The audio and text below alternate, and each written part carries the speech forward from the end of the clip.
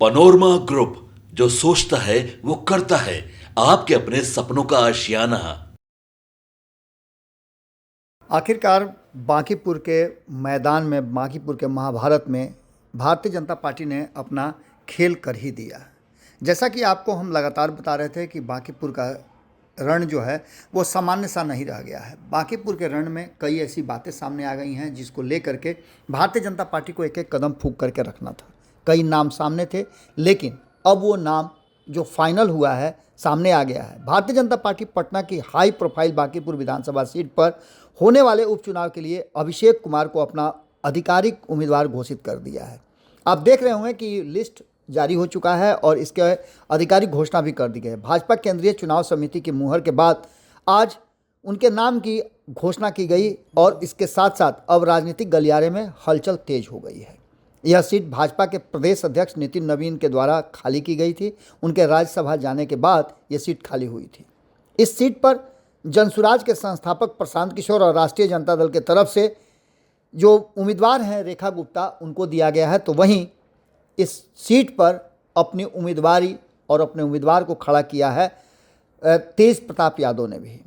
बांकीपुर का ये मुकाबला यूं तो त्रिकोणीय होने की संभावना थी, लेकिन अब इस पूरे मामले को लेकर के कहीं ना कहीं एक बड़ा दांव भारतीय जनता पार्टी ने खेल दिया है। हमने आपको बताया था कि ये कायस्थों का मक्का मदीना कहा जाता है और यहाँ कायस्थों का गढ़ भी कहा जाता है। कायस्थ यहाँ पर अपनी उम्मीदवारी हमेशा से पक्का करते रहे हैं। एक बार फिर से कई नामों के बीच अभिषेक कुमार का नाम सबसे ज़्यादा महत्वपूर्ण हो गया और अचानक से नहीं आया है, बल्कि हमने कई बार आपको अभिषेक का नाम बताया है। अभिषेक कुमार बहुत पीछे लाइन में खड़े थे, लेकिन उनकी सबसे बड़ी उपलब्धि ये थी कि वो नितिन नवीन के करीबियों में से एक रहे हैं।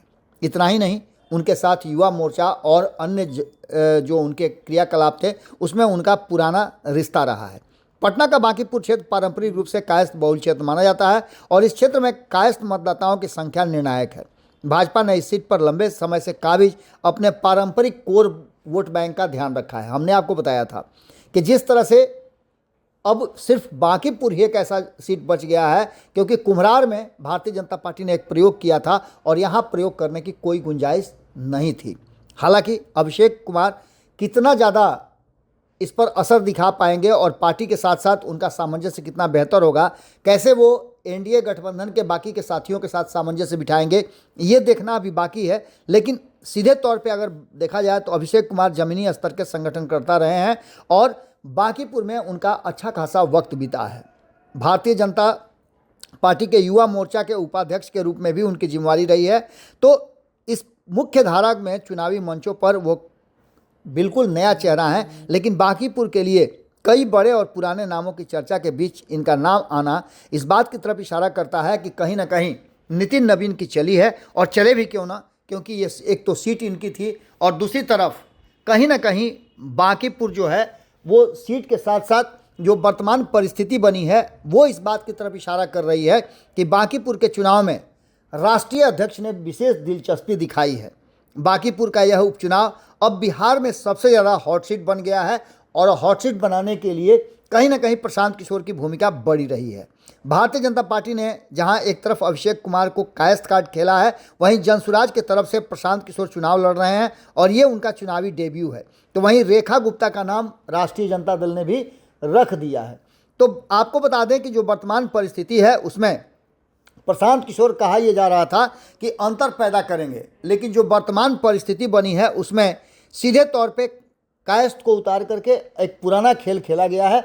और इस दांव में कहीं ना कहीं एक बात तो साफ नज़र आ रही है कि अब जो वर्तमान परिस्थिति बनी है उसमें अभेद किला को भेदने के लिए जो प्रशांत किशोर की स्ट्रेटजी थी, उस स्ट्रेटजी का क्या होने वाला है। 1990 के दशक से लगातार भारतीय जनता पार्टी का ये गढ़ रहा है और कायस्थों ने ही यहाँ फैसला किया है।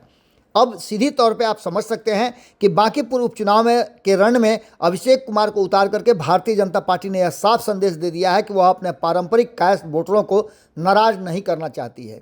जो कुम्हरार में हुआ और कुम्हरार की परिस्थितियां जिस तरह से भारतीय जनता पार्टी ने झेली है, एक और दंश यहाँ झेलना नहीं चाहती थी।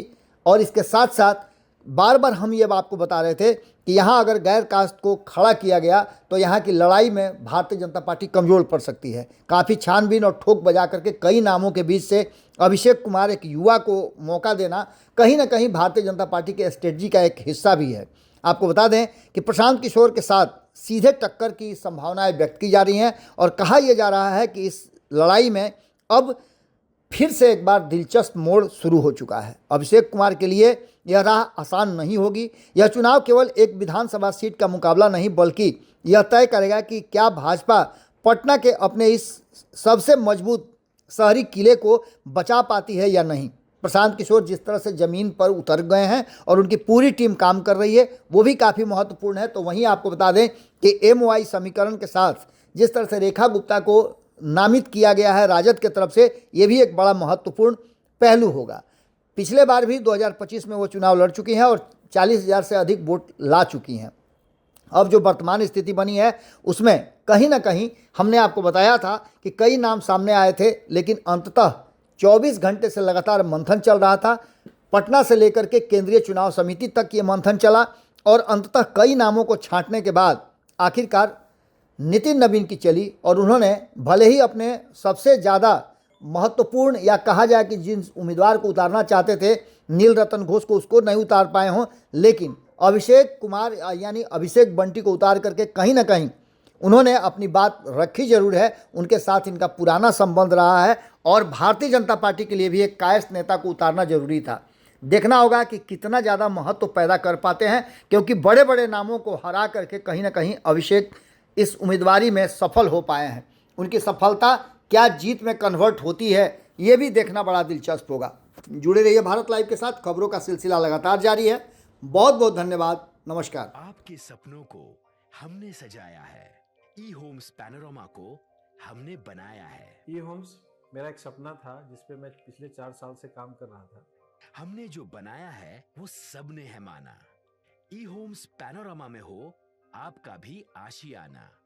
और फाइनली हमने 2021 में इस प्रोजेक्ट को लॉन्च किया। बहुत लोग अप्रिशिएट कर रहे हैं कि पूर्णिया जैसे शहर में, बिहार के, एक तो बिहार की बात करें उसमें भी पूर्णिया जैसे छोटे जगह में इस तरह का लाइफस्टाइल देना, ये सुन के हम लोगों को बहुत अच्छा लगता है। ई होम्स में हमने कुछ और भी किया है, जैसे हम जिस जगह में रह रहे हैं हमारे फैमिली सिक्योर हो, उनको सिक्योरिटी का ध्यान में रखा है। आपकी सुविधा और सुरक्षा आपके लिए खास है, ये आपका विश्वास है। इसमें आर्टिफिशियल इंटेलिजेंस का 7 लेयर सिक्योरिटी का हमने इस्तेमाल किया है। लस ग्रीन कैंपस को बनाया है। यदि हमारा बाउंड्री वाल है तो वो वर्टिकल गार्डन है। ये जितनी भी फैसिलिटी होता है एक इंटरनेशनल टाउनशिप में ई होम्स है, ये हम लोग विश्वास नहीं कर पा रहे हैं। जो भी हमारे मित्र दोस्त या जो भी हमारे बाहर के बाहर आते हैं तो हम लोगों को बहुत अच्छा सुनने को मिलता है और बहुत अच्छा क्रेडिट मिल रहा है। वो सारा हमने सिर्फ एक बिल्डिंग नहीं बनाया, हमें एक बहुत अच्छा लाइफस्टाइल दिया ई होम्स में, और मेरा एक सपना था जिसको मैं आज फुलफिल होते हुए देख रहा हूँ। ये आपका आवास है। ई होम्स पैनोरामा में अब आपका निवास है। E homes Panorama, luxurious lifestyle redefined. Panorama group, जो सोचता है वो करता है। अगर ये वीडियो पसंद आई और वह बिहार के राजनीति और बिहारियत से सरोकार रखेनी तो सब्सक्राइब बटन दबा के चैनल के सब्सक्राइब कर ली। ओजे एगो घंटी बा, ओकरा बटन दबा देला से कुल सटीक और मारक खबर रुआ मुफ्त में मिल जाई। अगर रुआ पत्रकारिता के हमनी के नया प्रयोग में सहयोग कर चाहतानी तो ज्वाइन बटन दबा दी। पेटीएम नंबर नोट कर ली 9386816700।